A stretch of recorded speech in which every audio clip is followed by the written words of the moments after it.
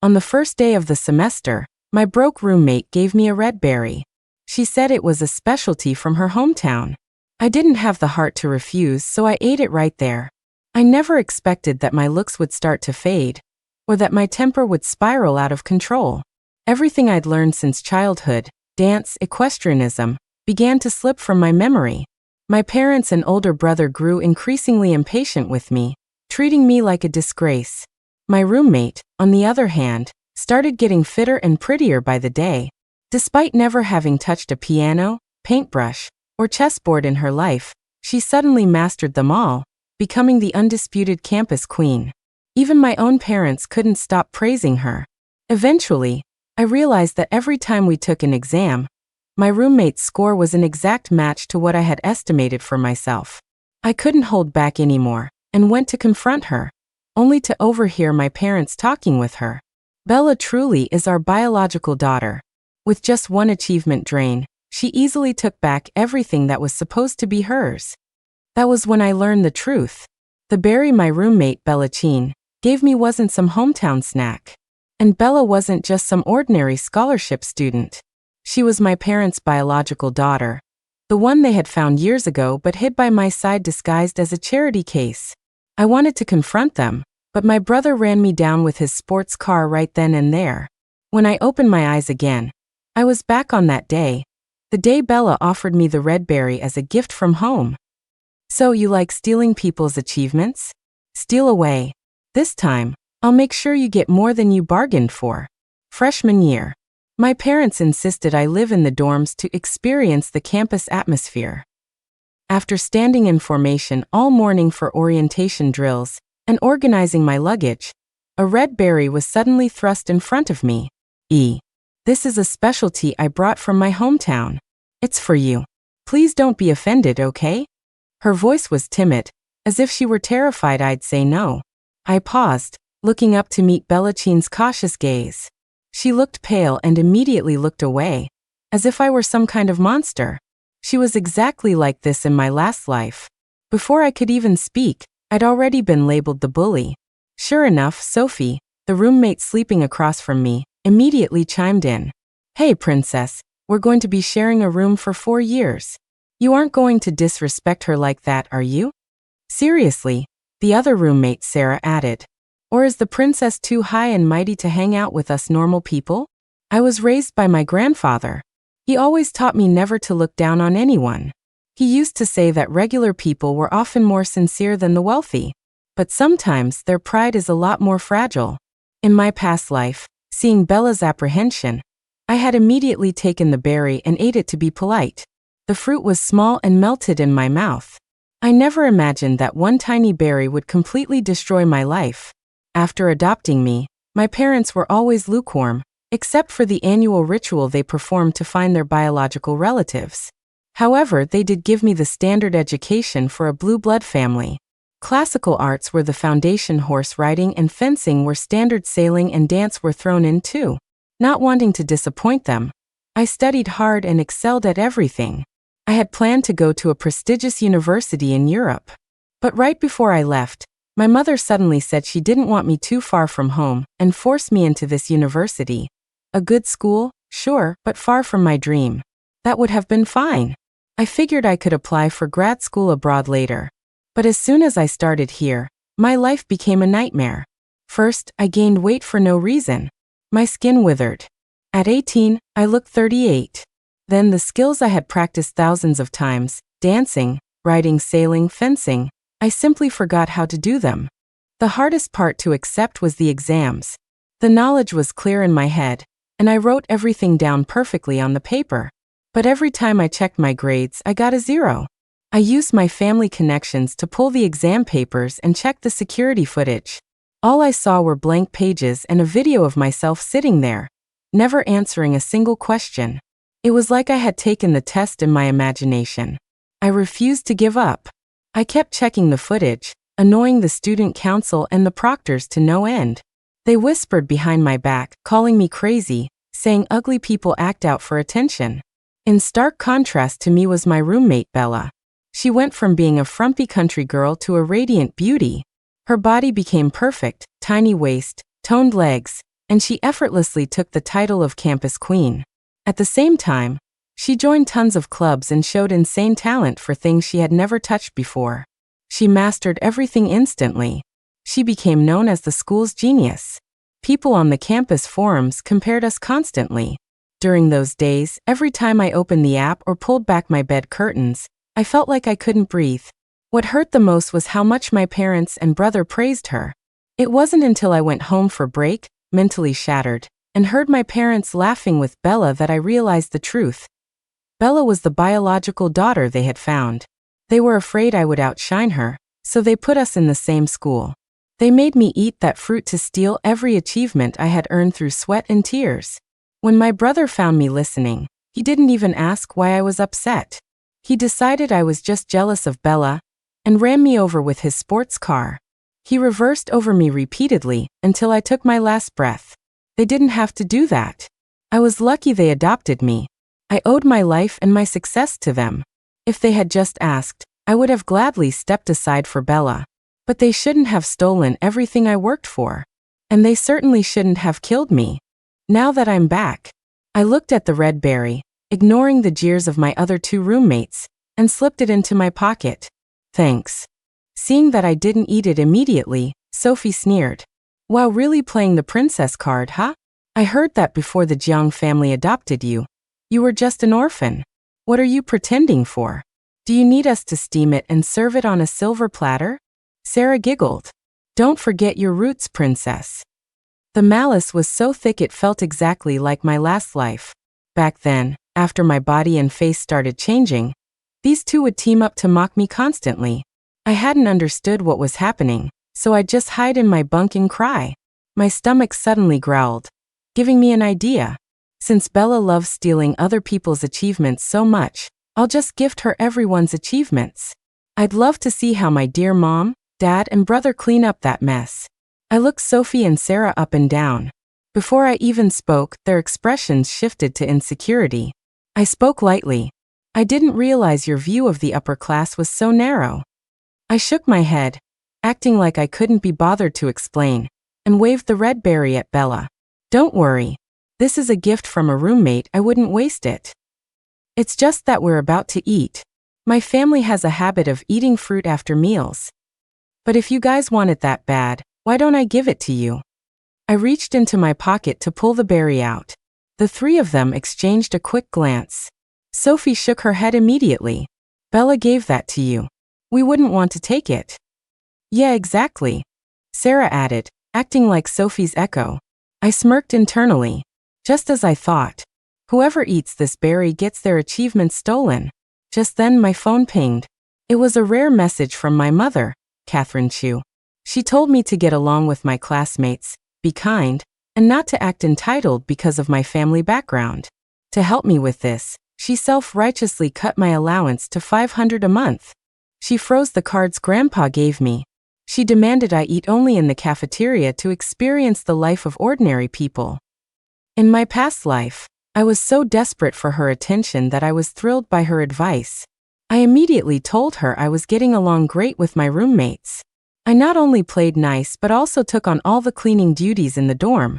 Eventually, Bella and the others started throwing their dirty laundry at me to wash. I even had to pay for the dorm's daily supplies. I barely had enough money to eat. I had to lower my standard of living so much that I thought my skin problems and weight gain were just malnutrition. Until I went home early due to illness and stumbled upon that conversation.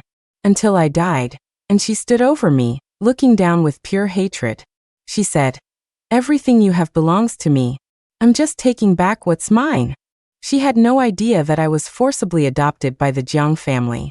Just because I looked a little like her, they used my blood for annual sacrifices to find her. I actually had 3 other families willing to adopt me back then. So in this life, nobody is going to control me. Freshmen were still exploring the campus, so most people were eating in the cafeteria. The cafeteria served something called smart soup, supposedly developed by professors at the medical school. Rumor had it that drinking it improved memory and cognitive function. Naturally, most students grabbed a bowl every day. I planned to put the berry in the smart soup. In my last life, These classmates mocked me on the forums and looked at me with disdain. I wanted to see if they'd still look at Bella with admiration after losing their own talents. Bella and her crew stuck to me like glue. One minute they said the cafeteria was too big and scary, the next they claimed they didn't know the layout and made me get their food. I did everything they asked. After we ate a few bites, I clutched my stomach. Bella was watching me closely. "Riley, are you okay?" I acted like I couldn't speak, covering my mouth and rushing toward the restroom. Bella followed me, grabbing tissues and asking questions, trailing me right into the bathroom. She didn't know that I have a weak stomach. If I eat solids before soup, I usually get nauseous. This time was no exception.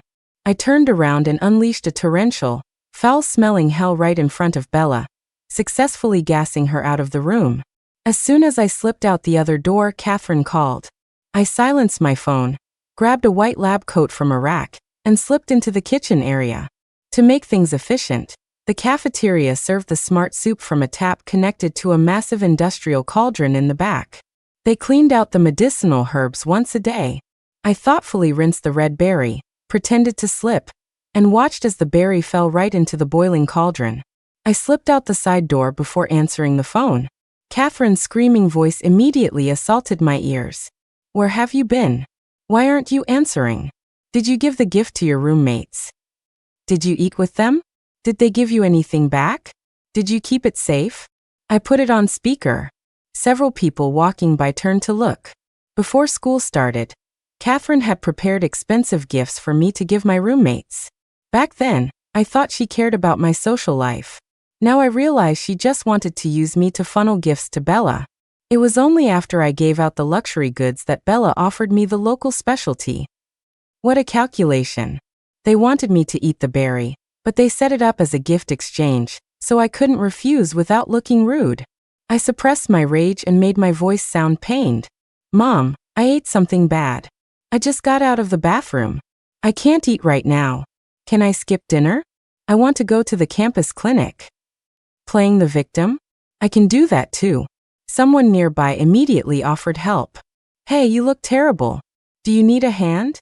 Hearing a stranger's voice, Catherine had to pivot. Go then. Your grandfather spoiled you rotten, can't even handle ordinary food? Make sure you apologize to your roommates later." The stranger looked confused, as if wondering why I had to apologize for being sick. I endured the pain, listened to my mother's lecture, and then asked two upperclassmen for directions to the clinic. They were very kind and walked me there. On the way, I apologized profusely for delaying their dinner and wasting their time. Eventually, they felt awkward and stopped me. "Hey, don't worry about it. We'd do this for anyone." Maybe I swallowed too much air, because the reaction was intense. I threw up several more times. The two girls missed the cafeteria hours taking care of me. I got in for drip and excused myself from classes with the counselor. I rested at the clinic until dinner, treated the two girls to a meal outside campus, and then finally returned to the dorm. As soon as I walked in, Bella started pouring me water, acting deeply concerned. But I knew what she really wanted to know was the fate of the red berry. So I asked, "Bella, what kind of fruit was that? It was delicious. Do you have any more at home? I want to buy some to send to my parents and brother." "No," Bella blurted out. Her voice was loud and sharp, totally unlike her usual timid self. The dorm door was open, and several girls walking by jumped in fright, staring at us. I froze, looking confused. "Why? It was really good. I genuinely want to buy some. I don't mean anything else by it. I'll pay whatever the market price is plus labor and shipping, okay? I'll even add a finder's fee. I just really want my family to taste such amazing fruit." I looked sincere, pulling out my wallet. The girls at the door lingered, curious. Bella's face shifted colors. It took her a while to calm down. It's out of season. Plus, the fruit is too small. Shipping is hard. It wouldn't be worth it for you." I had an epiphany and thanked Bella profusely, praising her thoughtfulness for saving me money.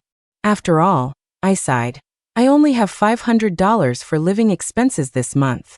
Hearing that, one of the girls at the door gasped. 500? Is that enough? My family is pretty average, And my mom gives me 1,000 just so I don't go hungry.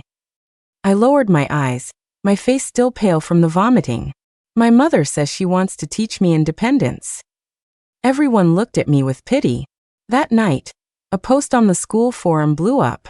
That gorgeous freshman who got dropped off by a chauffeur? She only gets 500 a month. I'm starting to wonder if my middle-class family is actually rich. Someone posted a photo of me in the comments, expressing shock at my allowance. Someone else recognized me from the photo and doxed me. Riley Jiang, adopted daughter of the Beijing Jiang family. Expert in piano, chess, calligraphy, painting, riding, archery. They listed every award I had ever won. The list was so long you had to scroll twice. Sophie screamed, asking if it was true. I nodded naturally, not mentioning the sleepless nights of practice. Then I caught a glimpse of Bella at her desk. Her knuckles were white, veins popping, her eyes full of hate. She grabbed her phone and started typing furiously. I smiled slightly, pretending not to notice. The thread had derailed. It went from discussing allowances to debating whether the Jiang family was abusing me by giving me such a pittance. Riley Jiang, I sent your brother to pick you up.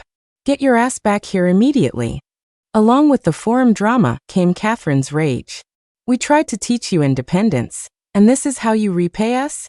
Spreading rumors and ruining the family name? You really think you're something special? I stood by the window. I knew exactly what awaited me at home. In my last life after starting college, the driver only dropped me off once. After that, I took the bus.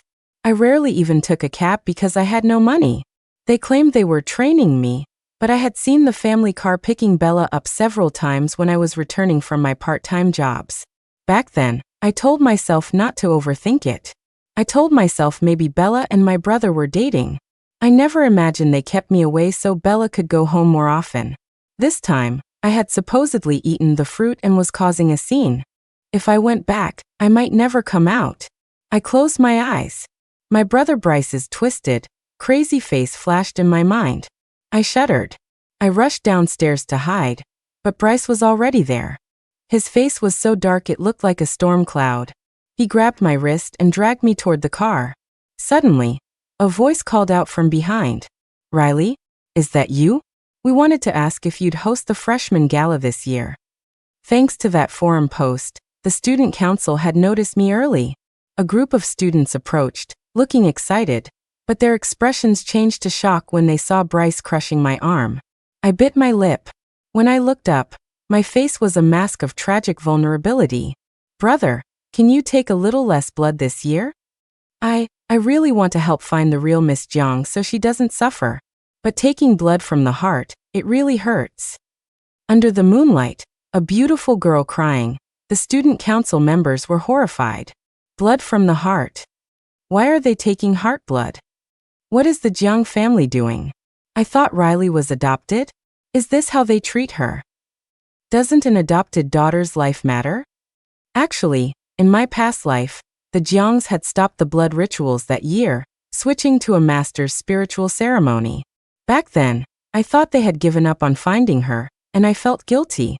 I tried so hard to be a good daughter to make up for it. Bryce's face turned even uglier. He glared at me. What the hell are you talking about? I flinched, my voice trembling. Please, Bryce. I'm begging you.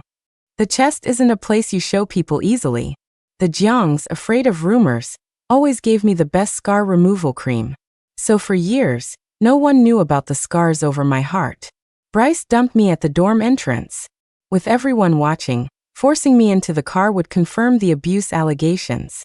The student council members, sweating, told me firmly that I should call the police, not let the Jiangs control me. I gave a bitter smile and shook my head. Suddenly, the forum had a few new threads. People started creating conspiracy theories about my awards. My thin frame and pale face became proof of the abuse. My parents and Bryce bombarded my phone with angry texts and calls. Catherine even threatened to cut me off completely. I put these abusive calls on speakerphone in the dorm, letting Bella hear every word. She hid a smile. She kept following me around, telling me not to take it to heart. She said my parents just loved the real Miss Jiang too much. I smiled and said nothing. The old me would have been heartbroken. But now? I didn't care. Because I knew their love had nothing to do with me. Soon Bella started getting restless. The student council skipped the audition process and selected me directly as the host for the freshman gala. In my last life, this gala was where I first started feeling the drain. I had memorized the script, but on stage, my mind went blank. I almost choked. But this time, I walked onto the stage with my co-host, speaking fluently and radiating confidence. The applause was thunderous. The forum threads shifted again. Some were jealous, some envious. But quietly, a new type of post started appearing. People complaining about their mental state. Sometimes they felt great, other times, they felt empty. Everyone was confused. Meanwhile, at the desk next to mine, Bella was staring into a mirror. This was her new routine. 2 hours a day, just looking at herself. Sarah noticed it too. She stared at Bella for a while, then suddenly said, "Bella, your skin is acting so weird lately. 1 minute it's ghostly pale, the next it's dark. And your pores are huge today, you look like my mom." Bella whipped her head around, her eyes cold. Sarah jumped and shut her mouth. After a long silence, Bella asked in a sinister voice, "Riley, did you really eat the red berry I gave you?" "Of course," I said. "Didn't I ask you to get me more? Did you forget? You really ate it?" Bella stared at me. "Why? Do you regret giving it to me?" "Too late. If you want it back, you'll have to go fishing in the campus septic tank." Not long after, Catherine sent another message demanding I stop being rude to my roommates. I swiped it away, ignoring it. But starting that day, Bella shadowed me everywhere. She kept trying to buy me food. I refused, obviously. My excuse was ready-made. "I have no money. I can't pay you back." Soon after, Catherine transferred me $2,000. She told me to treat my classmates better.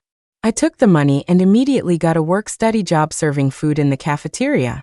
Bella didn't have time to follow me anymore. She had signed up for 12 different clubs. I worked in the cafeteria for a month as the weather turned cold.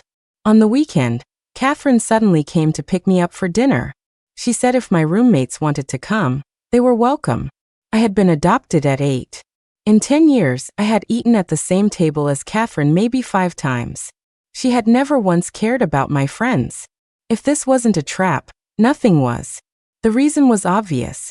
My body hadn't changed, but Bella's body was changing too much. I pulled a notice from the cafeteria work group chat and showed it to Catherine. "There's been a hygiene scare at the cafeteria. We have to deep clean everything. I don't have time." It was true. The forum was full of people claiming they were getting stupider. Someone blamed the food. Catherine hadn't expected me to refuse. Her face darkened. "Riley Jiang, I am your mother. Do I have to beg you to come home for a meal?" She was loud, attracting attention. I dropped to my knees right there on the sidewalk, embracing the role of the victim. "Mom, please don't be mad. I'll come home. You can take as much heart blood as you need. Just please don't be mad."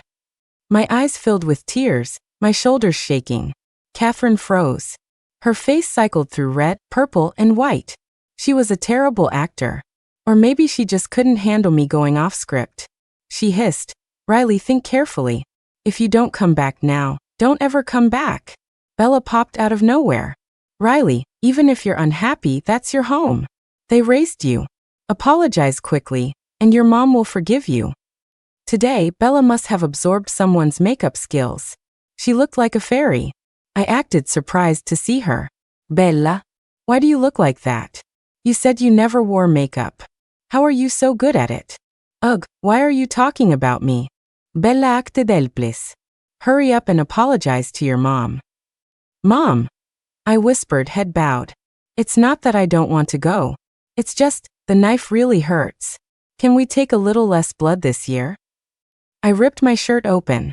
Layers of jagged scars over my heart were exposed to the crowd.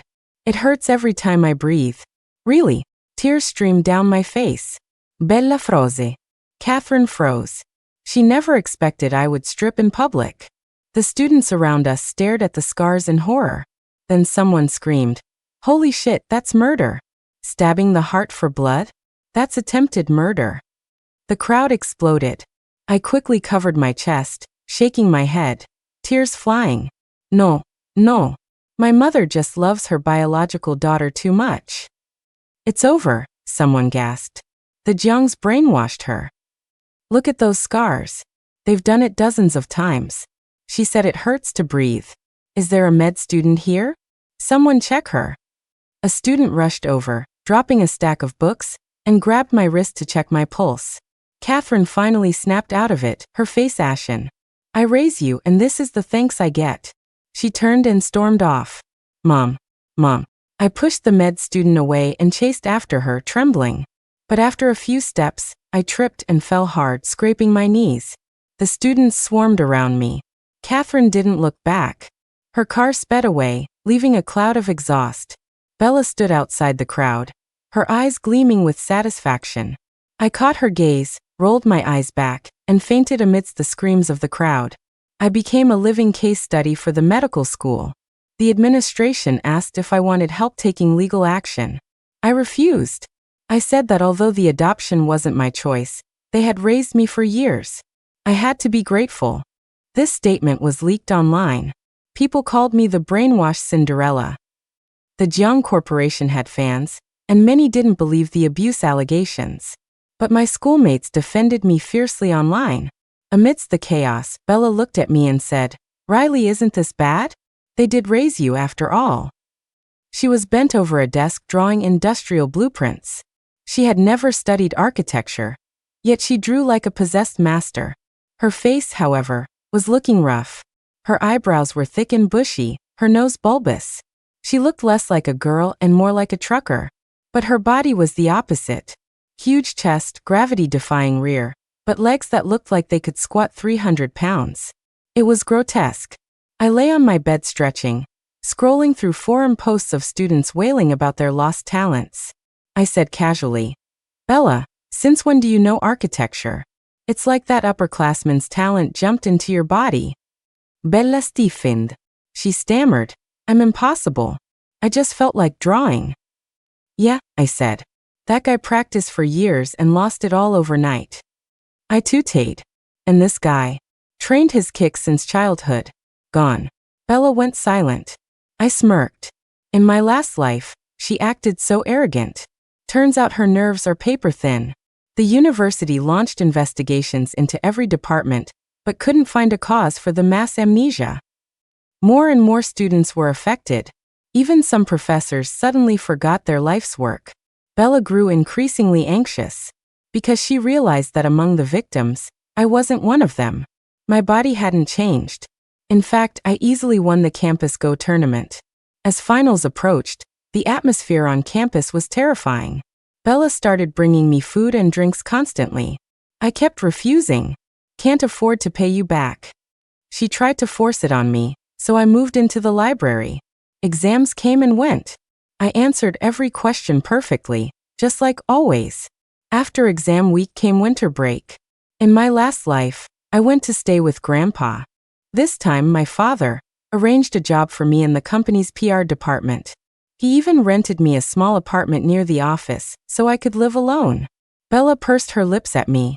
"Are you going?" "Nope," I said instantly. "Why?" She was shocked. PR department. Facing the public. If I took the job, everyone would think the abuse scandal was just a stunt I pulled to gain power in the company. Not happening. Plus, PR works 24/7. Why would I slave away for that family? I ignored her, packed my bag, and left school. Destination Miami. I was entering the winter sailing regatta. For 10 days, silence. Then the group chat started buzzing. Upperclassmen complained that grades were late. In college, nobody worries about getting an A, they worry about failing. But the delay was making everyone nervous. Then the student council president was called back to review exam footage. Then 2 more members. Then 10. Hundreds of student leaders were recalled to campus. Rumors flew. Then the police started calling. A PhD student had forgotten his thesis research and scored a 112 on his final. He had a mental breakdown and called the cops. I rushed back from Miami on New Year's Eve. The police questioned me for hours about everything since enrollment. I told the truth, including the red berry I accidentally dropped in the soup. Anything else strange? My roommate is weird, I said. I showed them the photos I'd secretly taken of Bella. Her name is Bellachine. She's super smart. She told me she never studied anything but basics, yet she does professional makeup, conducts chemistry experiments, and draws blueprints like a pro. But the weirdest thing is her body. I laid out the photos for comparison. Even I could see it. These cops, trained to spot details, saw it instantly. Bella's face and body were shifting. I kept talking, pretending not to notice the officer's expressions darkening. On New Year's Day, Bella was brought in for questioning. Bryce brought her. He whispered to her not to be afraid. When he saw me eating instant noodles in the lobby, his face twisted. You again? Huh. I raised an eyebrow. I just got called back yesterday.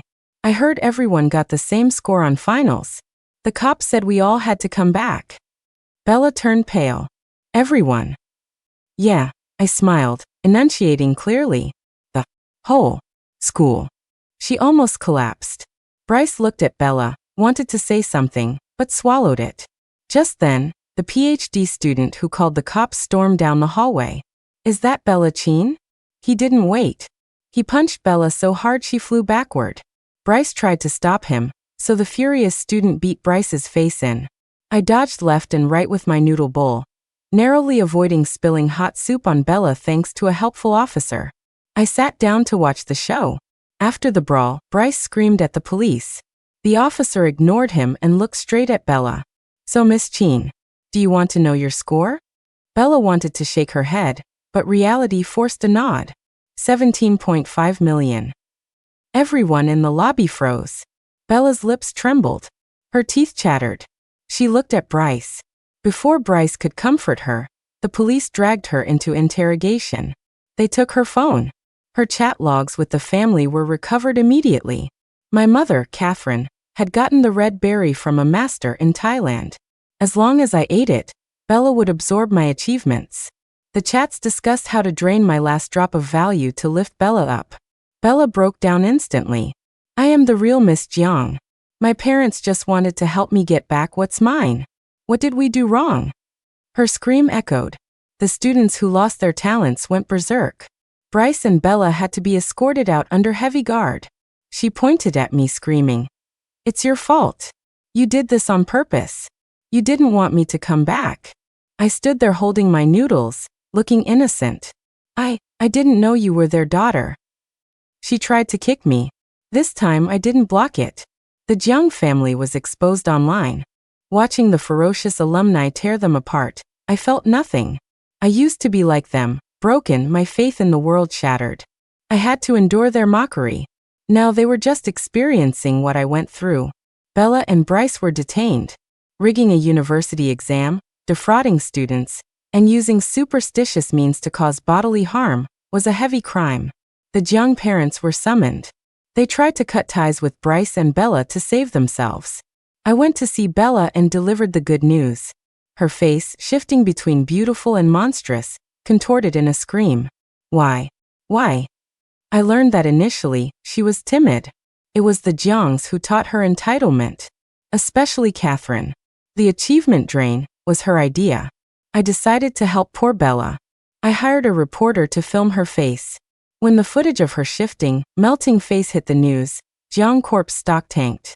Grandpa sighed on the phone, asking me not to pursue it. "Grandpa," I sighed back. "It's not me pursuing them." Back then, I told him my pain, and he only sighed. Now I return the sigh. They tried to buy their way out. But you can't buy off thousands of angry students. Scores can be retaken. But talent? Years of practice? Jiang Corp collapsed. I sold my old shares and bought the dip, seizing control. The police released a statement detailing the family's crimes and promising to help students restore their abilities. The Jiang family of 4 would pay the price. The school released the semester's grades. Sophie and Sarah failed everything. Their parents nearly beat them to death.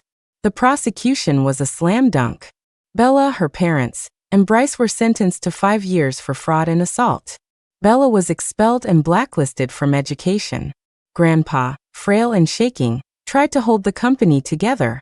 At the board meeting, I sat to his right, smiling. He nearly had a stroke. Grandpa, I'm still young. Please make lots of money for me. As long as you make money, I'll listen to you. I never went back to the Jiang house. I owed them nothing. They adopted me against my will to be a blood bag. Everything I have now, I earned. Shortly after going to prison, the family was transferred to a secure medical facility. Doctors harvested heart blood from the parents and Bryce, 9 times each, to mix for a counter curse. But shortly after the ritual began, news came from the facility. During yard time, under the bright sun, Bella exploded. Like a bomb buried inside her, she was obliterated. Reporters learned that since the spring equinox, she had been bleeding from every orifice. Her face changed dozens of times a day. With Bella gone, the campus returned to normal. The despair faded. I sighed, grateful for my luck, and finished filling out my application. With a professor's recommendation, I was reapplying to my dream university. On the day I left, I got one last update on the Jiangs. The parents and Bryce were weeping, begging for my forgiveness. They regretted finding Bella. They regretted being so cruel to me. I heard that karma had come for them. They were starting to shapeshift, too. But what does that have to do with me? I have no regrets. The world is wide, and I plan to enjoy it. I hope the Jiangs enjoy their new changes, too. The end.